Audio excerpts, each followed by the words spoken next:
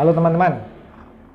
Eh, Kemarin rame ya ketika kita mendengar kabar ada produk kendaraan dari Toyota maupun Daihatsu dianggap tidak memenuhi standar keselamatan yang dikeluarkan oleh pihak Jepang ya kalau saya nggak salah. Dan dari model-model yang dinyatakan tidak memenuhi standar keselamatan itu kebetulan ada beberapa model yang dijual di Indonesia.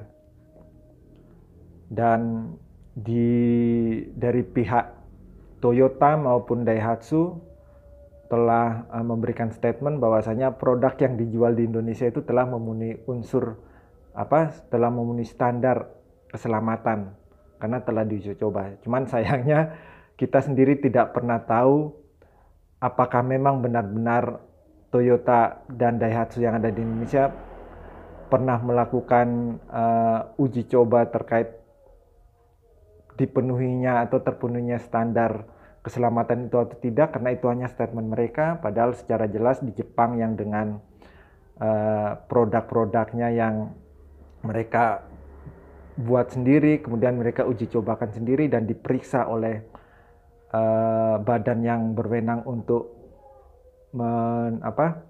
mentes atau mencek standarisasi keselamatan, dinyatakan bahwa itu tidak standar.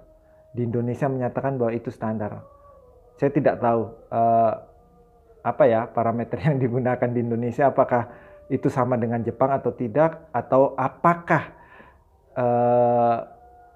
yang dilakukan oleh pihak Toyota atau Daihatsu di Indonesia itu adalah untuk menutupi atau meminimalisir risiko dalam bisnis ya, karena ketika kendaraan tersebut tidak memenuhi standar keselamatan, otomatis Toyota maupun Daihatsu akan puyeng, akan pening, karena bagaimana mereka harus merecall, mereka harus membenahi dan menyampaikan bahwa produknya itu tidak standar atau bahkan mengganti kerugian ya.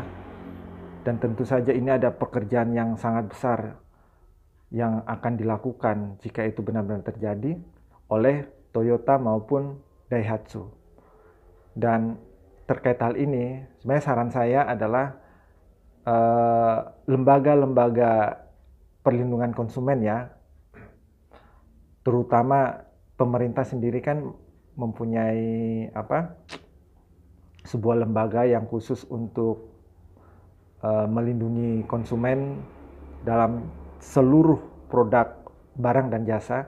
Harusnya mereka ini lebih proaktif untuk mengetahui, untuk respon terhadap kejadian ini ya, terkait standar keselamatan ini, karena ini menyangkut nyawa manusia.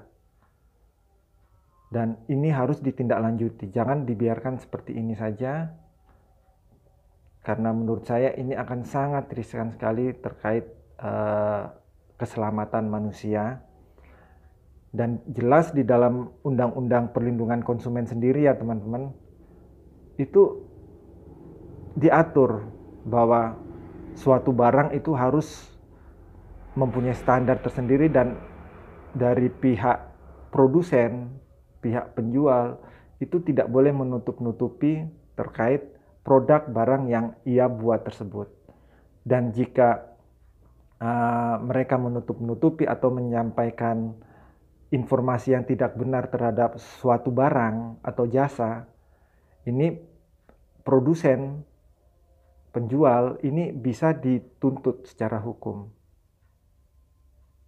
Dan semoga saja, sekali lagi, semoga instansi atau lembaga yang berwenang terkait perlindungan konsumen yang ada di Indonesia harus menindaklanjuti hal ini. Jangan karena telah mendengar pernyataan dari Toyota maupun Daihatsu yang menyatakan untuk produk-produk yang dijual di Indonesia itu sudah memenuhi standar, saya rasa jangan percaya begitu saja ya. Karena Jepang yang mempunyai standar yang tinggi itu saja menyatakan bahwasanya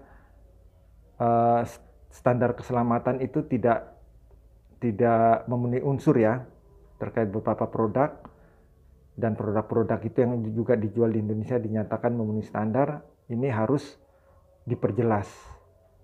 Karena sekali lagi ini adalah menyangkut nyawa manusia.